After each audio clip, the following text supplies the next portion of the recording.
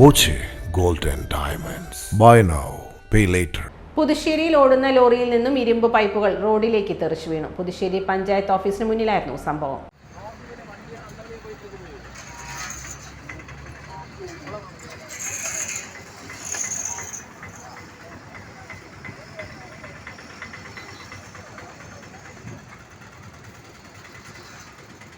ഇരുമ്പ് പൈപ്പുകൾ കയറ്റി വന്ന ലോറി സിഗ്നലിൽ നിർത്തിയതോടെ മുകളിലുണ്ടായിരുന്ന ഇരുമ്പ് പൈപ്പുകൾ മുന്നിലെ റോഡിലേക്ക് വീഴുകയായിരുന്നു.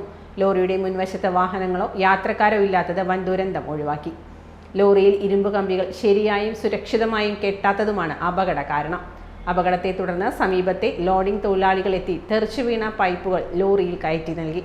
ഹൈവേ പോലീസ് സ്ഥലത്തെത്തി. Time Kids Preschool, Mannannur road, Vaniyamkulam.